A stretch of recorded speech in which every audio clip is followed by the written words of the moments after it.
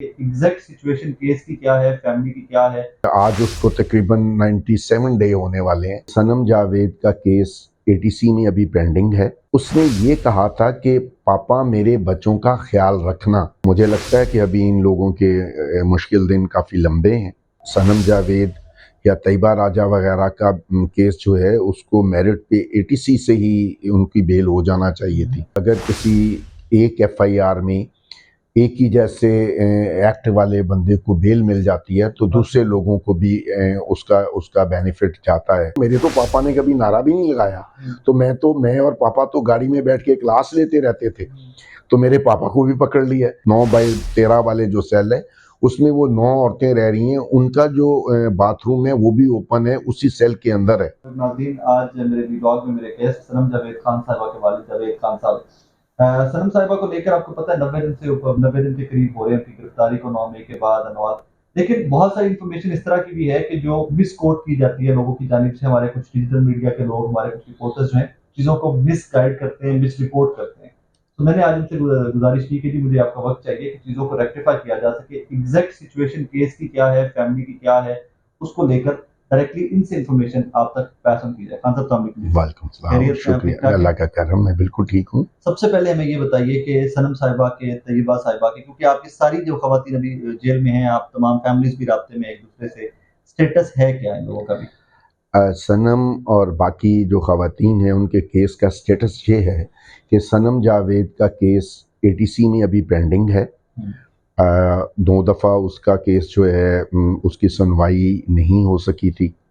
और बाकी ख़वातीन जो हैं उनके केस जो हैं वो एटीसी से जो हैं उनको बेल ग्रांट नहीं हुई है और वो हाई कोर्ट में चले गए हैं। और हाई कोर्ट में बदकिस्मती से पिछले 2 माह में 4 दफ़ा जो है वो बेंच बनने के बाद जो है वो उसकी रीशेड्यूल हो गया है। आज की जो इन्फॉर्मेशन है या 8 तारीख को जो नोटिफिकेशन जारी हुआ है उसके मुताबिक चीफ जस्टिस साहब ने लाहौर में दोबारा 3 बेंच बनाए हैं। लेकिन मेरी इन्फॉर्मेशन के मुताबिक वो जज साहिबान जो जिनके अब बेंच बने हैं उनका पूरा कैरियर जो है उसमें उन्होंने हमेशा सिविल और जो कॉरपोरेट केसेस हैं उन्हीं को डील किया है। और मुझे नहीं लगता आज क्योंकि नोटिफाई होना है, जुमे के दिन लिस्ट लगती है, अब कॉज लिस्ट लगती है। अभी तक जो 2 बजे लगनी थी उसमें जो खतीजा शाह, आलिया हमज़ा और तैयबा राजा और जो बाकी 114 के करीब लोग हैं उनकी हियरिंग जो है उसकी कोई फिक्स डेट कोई फिक्स हुई हो। तो मुझे लगता है कि अभी इन लोगों के मुश्किल दिन काफ़ी लंबे हैं। अगर ये एज्यूम कर लिया जाए कि ये वाले बेंच के केसेस नहीं सुनेंगे तो फिर जाके इनकी बारी 3 सितंबर के बाद आएगी। क्या रीज़न क्या हो सकती है? क्या समझ आती है वजह? कितना डिले क्यों? क्योंकि खवातीन के केसेस में खवातीन पे आके तो अदालतें, कानून relief as soon as possible देती हैं। नहीं, एज़ पर लॉ तो जो है ना जी, जब सनम जावेद या तैयबा राजा वगैरह का केस जो है उसको मेरिट पे एटीसी से ही उनकी बेल हो जाना चाहिए थी।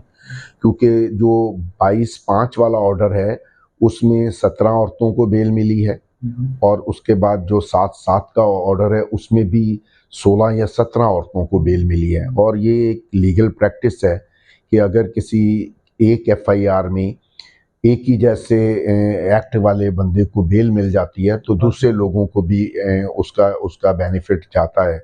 ये है, मुझे नहीं समझ आ रही कि शायद ये पॉलिटिकल जो ब्लैकमेलिंग है उसकी वजह से हो सकता है। अदरवाइज़ अगर हम इसको मेरिट पे देखा जाए तो उनकी बेल वहीं होनी चाहिए थी, या कम से कम जो आईन पाकिस्तान है उसमें ये मेंशन है कि औरतों को इस बेल के मामले में खुसूसी अहमियत दी जाती है क्योंकि वो किसी की तरह भी केस पे असरअंदाज नहीं हो सकती। और उनमें से किसी भी औरत का कोई ऐसा रोल नहीं है जिन जिन लोगों का कोई क्रिमिनल रोल था जना 9 मई के वाक़ये में, उनको तो फौजी अदालतें ले गई हैं अपने पास। ये लोग ज़्यादा से ज़्यादा ये कर रहे थे कि वहाँ वीडियो रिकॉर्डिंग कर रहे होंगे या आपस में वहाँ कोई नारेबाजी कर रहा होगा अपनी पॉलिटिकल पार्टीज़ के तौर पे। अभी इन लोगों की बेल हो जानी चाहिए थी, जो भी खा वो औरतें हों और औरतें खसूसी तौर पे, और जो बच्चे उसमें इन्वॉल्व हैं, काफ़ी बड़ी तादाद में बच्चे अभी भी उस केस में इन्वॉल्व हैं, तो उनकी भी बेल हो जानी बच्चे चाहिए। माइनर है, 18 साल से नीचे की बात कर रहे हैं? नहीं, वो यंग बॉय हैं, 18 साल से माइनर्स भी हैं ना इसमें, मैंने सुना है कि माइनर्स जी भी हैं। वो भी हैं, लेकिन 18 साल से 25-26-27 साल के बच्चे तो जो खैर वही वो होंगे, भी सॉरी। बच्चे हमारे मेरे लिए तो वो नहीं, सारे लेकिन बच्चे हैं। माइनर्स भी हैं, जी एक्चुअल 18 साल से नीचे के जी लोग भी हैं, हैं, का जो वो भी हैं, माइनर्स भी उनकी भी मुला क्योंकि मैं 2 दिन पहले जेल गया था अतीक रियाद से मिलने के लिए, तो वहाँ पे ये अनाउंस हो रहा था कि माइनर्स की मुलाकात भी है, माइनर्स तो मीन के माइनर्स एज के हैं। बच्चे भी उधर हैं। माइनस है। अच्छा, मुझे ये बताइए कि एक अभी रिसेंटली हमने सुना कि जी एक क्लिप बड़ा वायरल हुआ था कि सनम साहिबा ने कहीं आपसे मुलाकात में कहा है कि जी मेरी फैमिली बच्चे जो हैं आप उनको सँभालें, कि शायद मेरा बाहर आना या ज़मानतें जो हैं, रिहाई जो है वो बहुत लंबी-चौड़ी नज़र आ रही है अभी। कोई गुफ्तगू हुई इस किस्म की आपकी? मैं पिछले पीर को तो जा नहीं सका था मुलाकात पे, मुझे कुछ ज़रूरी काम थे, तो उससे पिछले पीर को मैं गया था, और मेरे साथ जो उसकी बात हुई थी उस वो इस सेंस में नहीं हुई थी, क्योंकि उस वक़्त अतीक रियाज़ भी गिरफ़्तार हो चुका था। तो उसने ये कहा था कि पापा मेरे बच्चों का ख़्याल रखना। ज़ाहिर है, अब अगर दो बच्चों के वालिद भी और वालदा भी नहीं होंगी, उसकी दादी भी अवेलेबल नहीं है, तो अब हमारी तो उसका ये मतलब नहीं था कि वो ये कह रही है कि जी मुझे नहीं आना बाहर और आप मेरे बच्चों को ख्याल करें। वो मेरी मॉरल रिस्पॉन्सिबिलिटी है, मेरे नवासे नवासियाँ हैं, और वो हमारे साथ ही अटैच्ड हैं, और उसको पता है, वो कॉन्फिडेंस करती है मेरे पे, और उसने ज़ाहिर है मेरी बेटी है, वो मेरे से ये तवक्को चाहेगी कि मैं उसके बच्चों का ख्याल रखूँ, और ये मेरी ज़िम्मेदारी है, मैं उसके बच्चे बच्चे किस हद तक स्ट्रॉन्ग है अभी? मैंने सुना है कि कन्वर्सेशन बच्चे की और आपकी, वो भी कहता है कि मैंने भी हुण जेल कर दियो आके वो अपने। एक्चुअली वो छोटा है बहुत, मोहम्मद उसका नाम है, मोहम्मद बिन अतीक। जी, तो एक उसको अपनी वालदा से ज़्यादा अपने वालिद से प्यार है। ओके। तो जिस दिन उसका वालिद गिरफ्तार हुआ है, तो मुझे कहता है, नाना मैं तो, मामा तो पकड़ी थी, मामा तो इमरान खान को जलसों में जाती थी, नारे भी लगाती थी, तो मेरे तो पापा ने कभी नारा भी नहीं लगाया। तो मैं और पापा तो गाड़ी में बैठ के क्लास लेते रहते थे, तो मेरे पापा को भी पकड़ लिया। तो मैं कहा भाई वो तुम्हारे पापा गए क्यों थे वहां पर? तो कहता गया तो मैं भी था, फिर मुझे भी पकड़ ले। तो मैंने उसे कहा नहीं, तू बहुत छोटा है अभी, हाँ। तुझे नहीं पकड़ते। तो कहने लग गया, पापा नाना अबू देख लेना, ये ना हो मुझे भी पकड़ के ले जाए। मैं कहा अच्छा, जब पकड़ लेंगे तेरे पापा के पास भिजवा देंगे तुझे। घर में बच्चे बिहेव कैसा करते हैं? ऑब्वियसली पेरेंट्स के बगैर नहीं हो रहे तो वो नहीं होते। काफ़ी जाहिर है, वो उसको हम लोग उनको बहुत ज़्यादा तवज्जो देते हैं, उनको एंगेज रखते हैं इधर उधर, मगर जैसे ही वो लोग फारिग होती हैं, बच्चे जो हैं, जब भी मैं देखता हूँ वो किसी एक जगह पे बिल्कुल साइलेंट बैठे होते हैं, तो फिर ये फील होता है कि वो बहुत मिस कर रहे हैं। लेकिन जाहिर है वो ये समझ रहे हैं कि हम जो तमाम स्ट्रगल के बावजूद हम उन्हें समझाते हैं कि हम कोशिश कर रहे हैं, अल्लाह बेहतर करेगा, और हमें उम्मीद है कि पाकिस्तान की जो अदलिया है उनको भी ये ख्याल आना चाहिए, चीफ जस्टिस साहब कम से कम इस पे सो मोटो लें। इमरान खान साहब के बारे में सारे जो लोग हैं वो ये कह रहे हैं कि उनको 8x12 या 9x12 के कमरे में रखा हुआ है, और वो अकेले हैं उसके अंदर। हाँ, इमरान खान साहब जो हैं, उन ज़ाहिर है वो पाकिस्तान के एक्स प्राइम मिनिस्टर रहे हैं, उनके साथ इस तरह की जो इस तरह का जो बिहेवियर है, वो सियासतदानों को ये सोचना चाहिए कि वो कब तक एक दूसरे के खिलाफ इस तरह एक्ट करते रहेंगे। लेकिन उसकी जगह ये भी सोचना चाहिए कि ये जो कोटला पथ में 5 या 6 औरतें इस वक्त कैद हैं, उनकी जो साइज़ है सेल का, वो भी इसी साइज़ का है। 8x12 या 5x9x13 वाले जो सेल है, उसमें वो 9 औरतें रह रही हैं, उनका जो बाथरूम है वो भी ओपन है, उसी सेल के अंदर है।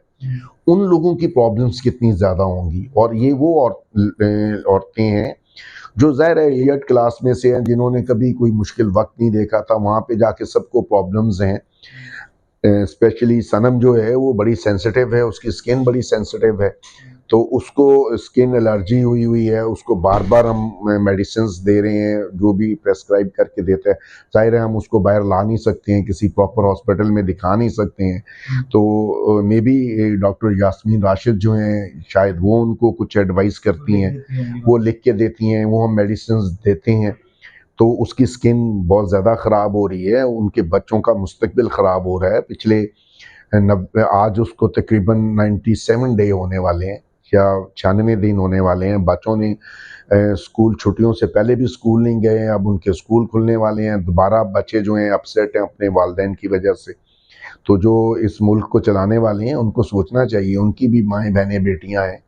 तो इस तरह का काम ना करें कि आने वालों के लिए एक मिसाल बन जाए और जो जाए इक़्तिदार से बाहर दूसरा उसके साथ यही सलूक करता है, इंतकामी कार्रवाई। कोई ऑफर हुई आजकल में, कोई ऑफर हुई है, कोई माफीनामा, कोई नहीं, मेरे अब मैंने क्योंकि बहुत पहले से सभी को ये जवाब दे दिया था कि मैं सनम के मामले में कतई तौर पे उसको फोर्स नहीं करूँगा।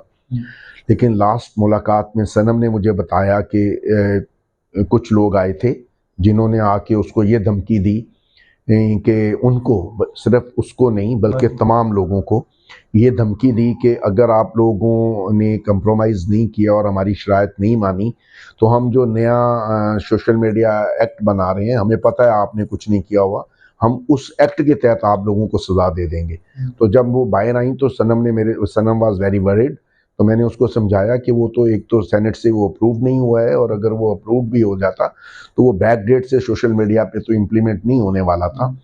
लेकिन वो सनम जो है, मेरा नहीं ख्याल कि वो किसी भी दबाव या किसी से भी किसी तरह ब्लैकमेल होगी। 80 और 90 की दहाई में आपस में लड़ के जो अपना बुरा हाल किया था, फिर वो COD के बाद उनको ये समझ आई कि अगर सिविल रूल जो है उसको बहाल करना है तो पॉलिटिशियंस को आपस में बैठ के बातचीत करना चाहिए। लोगों के ज़हन में जो नफ़रत है वो एक ऐसे अदारे के ख़िलाफ़ पैदा हो रही है जो हमारे लिए बहुत ज़रूरी है। उसको तकसीम नहीं होना चाहिए। वो सारों के लिए इक्वली इम्पॉर्टेंट है और उसको सारे लोगों के साथ एक जैसा सलूक करना चाहिए। उनको अपनी ज़िम्मेदारियाँ अदा करना चाहिए। सियासतदानों को सियासत करने दें, लड़ने दें। अब उन्होंने जो करना था इमरान खान साहब के साथ वो कर लिया है। अगर इमरान खान साहब लीगली बेनिफिट लेके अगर बाहर आते हैं तो उनको भी पूरा मौका मिलना चाहिए सियासत करने का। अदरवाइज तो आप ये जो यंग जनरेशन है उनके दिल में पैदा होने वाली नफरत को आप ख़त्म नहीं कर सकेंगे, और ये नफरत अगर कंटिन्यू चलती रहेगी नुकसान देगा, मुल्क का नुकसान होगा, मुल्क के इदारे तकसीम होंगे। ये नहीं होना चाहिए। Thank you. जावेद साहब की गुफ्तगू आपने सुनी थी, वो स्ट्रेट अवे जो इन्फॉर्मेशन इनके पास होती है, ऑब्वियसली ये फादर है, ये केस परसू कर रहे हैं, तो इनसे क्रेडिबल इन्फॉर्मेशन कहाँ मिल सकती थी? तो करंट स्टेटस क्या है केस का, फैमिली का, बच्चों का, वो तमाम इन्फॉर्मेशन आई रिक्वेस्टेड इनके डायरेक्टली आप तक पहुंचाइए। अपना बहुत सारा ख्याल रखिएगा, दुआ में याद रखिएगा। Thank you.